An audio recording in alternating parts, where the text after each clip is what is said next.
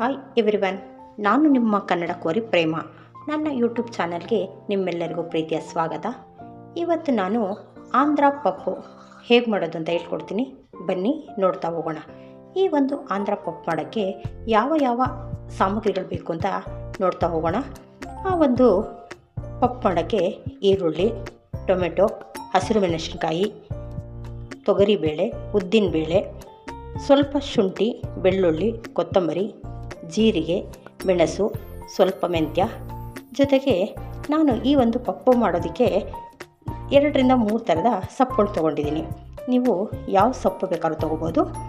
ಯಾವ ಸೊಪ್ಪು ತೊಗೊಂಡ್ರೂ ಚೆನ್ನಾಗಿರುತ್ತೆ. ಅಥವಾ ಬರೀ ಬೇಳೆನೂ ಹಾಕಿ ನಾವು ಪಪ್ಪು ಸಾರು ಮಾಡ್ಬೋದು. ನಾನು ಅದ್ರ ಜೊತೆಗೆ ಸೊಪ್ಪು ಹಾಕಿದ್ರೆ ಅದ್ರ ರುಚಿ ತುಂಬ ಚೆನ್ನಾಗಿರುತ್ತೆ ಅಂತ ಸೊಪ್ಪನ್ನು ತೊಗೊಂಡಿದ್ದೀನಿ. ಜೊತೆಗೆ ಒಗ್ಗರಣೆಗೆ ಸ್ವಲ್ಪ ಎಣ್ಣೆ, ಬೆಳ್ಳುಳ್ಳಿ, ಕರಿಬೇವು, ಮೆಣಸಿನ್ಕಾಯಿ, ಸ್ವಲ್ಪ ಅರಿಶಿಣ, ಜೊತೆಗೆ ತುಪ್ಪ, ರುಚಿಗೆ ತಕ್ಕಷ್ಟು ಉಪ್ಪು, ಇಷ್ಟು ಸಾಮಗ್ರಿಗಳನ್ನ ಉಪಯೋಗಿಸ್ಕೊಂಡು ಆಂಧ್ರ ಪಪ್ಪು ಮಾಡ್ತಾಯಿದ್ದೀನಿ. ಮೊದಲಿಗೆ ನಾವೇನು ಮಾಡಬೇಕಪ್ಪ ಅಂದರೆ, ನಾವು ತೊಗೊಂಡಿರೋ ಅಂತಹ ಈ ಬೇಳೆಗಳನ್ನ ಸಮ ಪ್ರಮಾಣದಲ್ಲಿ ತೊಗೋಬೇಕು. ತೊಗರಿ ಬೇಳೆಯನ್ನು ಅರ್ಧ ಕಪ್ ತೊಗೊಂಡ್ರೆ ಹೆಸರು ಬೇಳೆಯನ್ನು ಅಷ್ಟೇ ಪ್ರಮಾಣದಲ್ಲಿ ತೊಗೋಬೇಕು.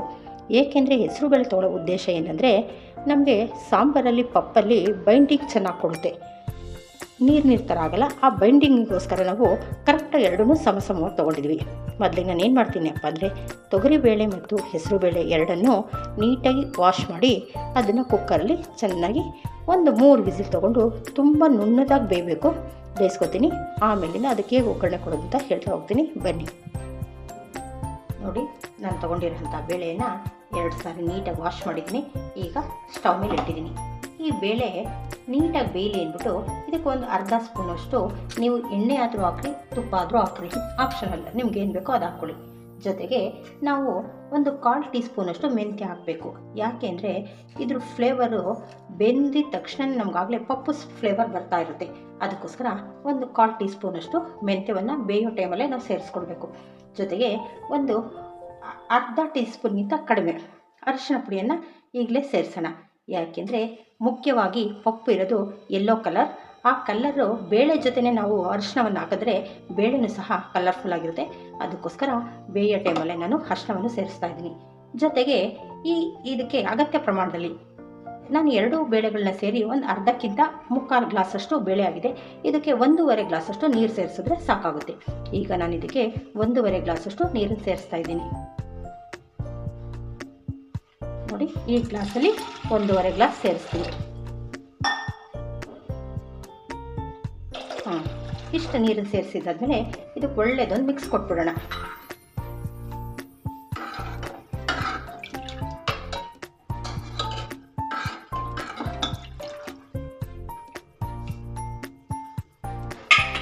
ನೋಡಿ, ಇದಕ್ಕೆಲ್ಲ ಒಂದು ಮಿಕ್ಸ್ ಕೊಟ್ಟಾಗಿದೆ. ಈ ಟೈಮಲ್ಲಿ ನಾನು ಸ್ಟವ್ ಆಫ್ ಮಾಡಿ ಇದನ್ನು 3 ವಿಷಲ್ ತೊಗೋತೀನಿ. ಯಾಕೆ ಅಂದರೆ ಈ ಬೇಳೆ ತುಂಬ ನುಣ್ಣಗೆ ಬೇಯಬೇಕು. ಅದಕ್ಕೋಸ್ಕರ 3 ವಿಷಲ್ ತೊಗೊಂಡು ಆಮೇಲಿಂದ ಇದನ್ನು ಯಾವ ರೀತಿ ಮಾಡೋದು ಅಂತ ಹೇಳ್ತಾ ಹೋಗ್ತೀನಿ. ಇದಕ್ಕೆ ಕುಕ್ಕರ್ ಲಿಡ್ಡನ್ನು ಕ್ಲೋಸ್ ಮಾಡಿ 3 ವಿಷಲ್ ತೊಗೊಳ್ಳೋಣ. ನೋಡಿ, ಈಗ ಕುಕ್ಕರ್ ಕೂಗಿ ಪ್ರೆಷರೆಲ್ಲ ಔಟ್ ಆಗೋಷ್ಟರಲ್ಲಿ ಇದರಲ್ಲಿ ನಾವು ತೊಗೊಂಡಿರೋಂತಹ ಈರುಳ್ಳಿ, ಟೊಮೆಟೊ ಎಲ್ಲ ಒಗ್ಗರಣೆಯಲ್ಲಿ ಬೇಯಿಸ್ಕೊಳ್ಳೋಣ. ಈಗ ನಾನು ಇದಕ್ಕೆ 1-2 ಸ್ಪೂನಷ್ಟು ಎಣ್ಣೆ ಹಾಕ್ತಾಯಿದ್ದೀನಿ. 2 ಸ್ಪೂನ್ ಎಣ್ಣೆ ಕಾಯ್ದಿದ್ದಾದಮೇಲೆ ಈ ಒಂದು ಆಂಧ್ರ ಪಪ್ಪಿಗೆ ನಾವು ಸಾಸಿವೆ ಏನು ಹಾಕಾಗಿಲ್ಲ, ಮೆಣಸನ್ನು ಹಾಕಬೇಕು. ಮೆಣಸು ಹಾಕಿ ಸ್ವಲ್ಪ ಒಗ್ಗರಣೆಲಿ ಚೆನ್ನಾಗದು ಫ್ರೈ ಆಗಬೇಕು.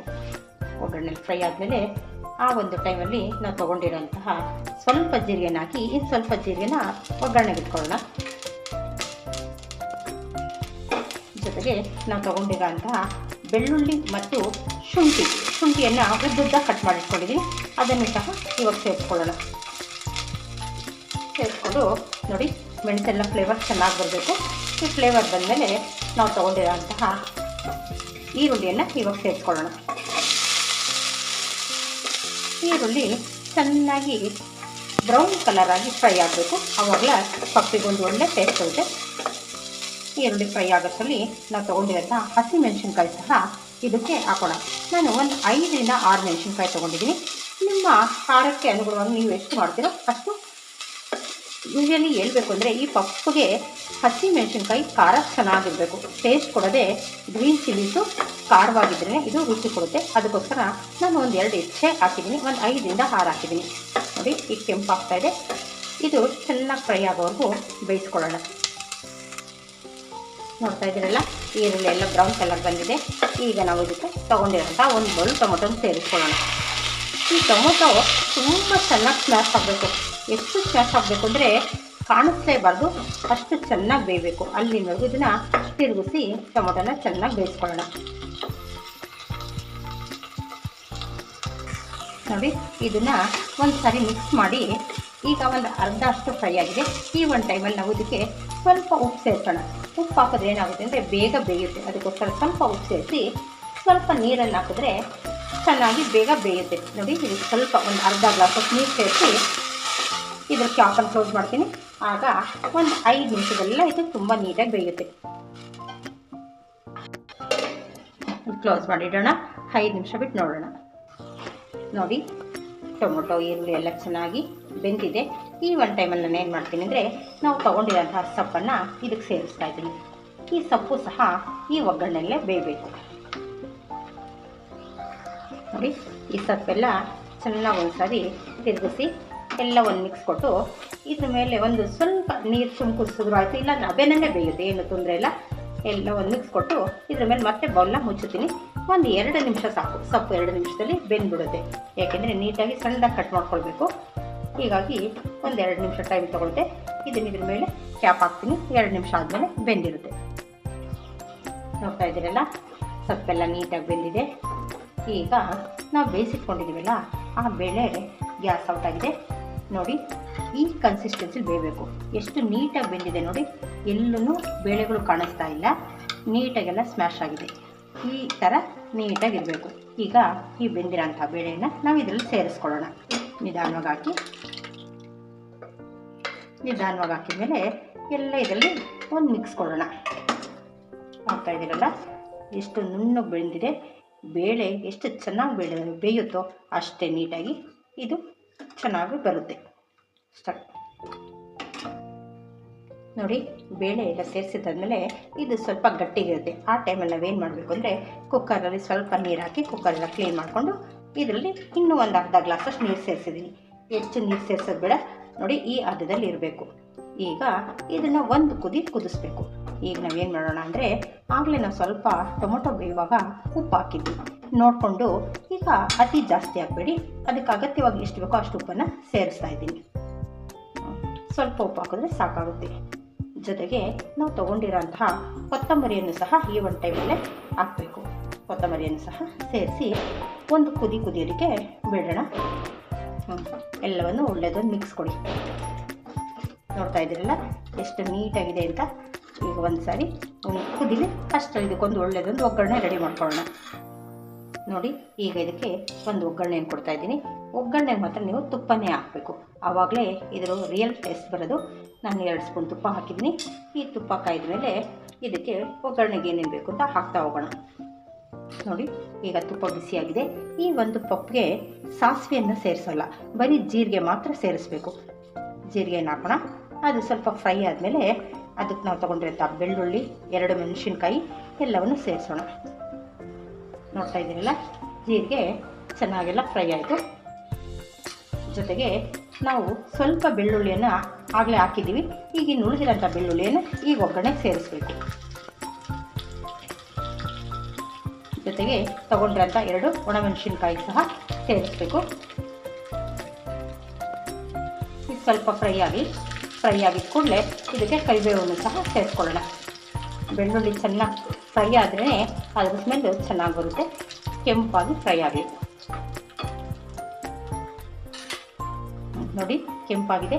ಈ ಒಂದು ಟೈಮಲ್ಲಿ ನಾನು ಕರಿಬೇವನ್ನು ಸಹ ಅದಕ್ಕೆ ಸೇರಿಸ್ಕೊತಾ ಇದ್ದೀನಿ.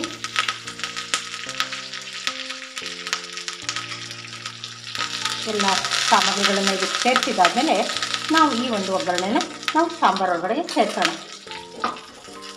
ನೋಡ್ತಾ ಇದ್ದೀರಲ್ಲ, ಎಲ್ಲ ಚೆನ್ನಾಗಾಗಿದೆ. ನೋಡ್ತಾ ಇದ್ದೀರಲ್ಲ, ಇಷ್ಟರಲ್ಲಾಗಲೇ ಇದನ್ನು ಕುದಿಯೋದಕ್ಕೆ ಪ್ರಾರಂಭ ಮಾಡಿದ್ದೆ. ಈ ಒಂದು ಟೈಮಲ್ಲಿ ನಾವು ಮಾಡಿರೋಂಥ ಒಗ್ಗರಣೆನ ಇದಕ್ಕೆ ಸೇರಿಸ್ಕೊಳ್ಳೋಣ. ಈ ಒಗ್ಗರಣೆ ಸೇರಿಸ್ತಾ ಇರುವಾಗಲೇ ನಮಗೆ ಪಪ್ಪು ಘಮ ಘಮ ಅಂತ ಫ್ಲೇವರ್ ಬರ್ತಾಯಿದೆ. ಇಷ್ಟು ಮಾಡಿದ್ರೆ ಸಾಕು. ಇನ್ನೊಂದು 2 ನಿಮಿಷ ಬಿಟ್ಟು ಇದನ್ನು ನಾವು ಆಫ್ ಮಾಡಿಕೊಂಡ್ರೆ ಅದ್ಭುತವಾಗಿರುವಂತಹ, ನೋಡ್ತಾ ಇದ್ದೀರಲ್ಲ ಎಷ್ಟು ಸೊಗಸಾಗಿದೆ ನೋಡೋದಕ್ಕೆ, ಪಪ್ಪು ರೆಡಿಯಾಗಿದೆ. ಇದು ಸೇಮ್ ಆಂಧ್ರ ಸ್ಟೈಲಲ್ಲಿ ಮಾಡೋ ಅಂಥದ್ದು.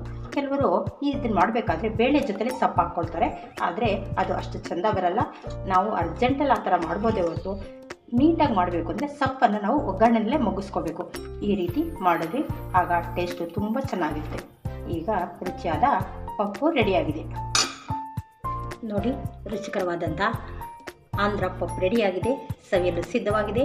ನೀವು ಒಮ್ಮೆ ಇದೇ ರೀತಿ ಇದೇ ಪ್ರೊಸೀಜರಲ್ಲಿ ಮಾಡಿ, ತುಂಬ ಅದ್ಭುತವಾಗಿರುತ್ತೆ ರುಚಿ.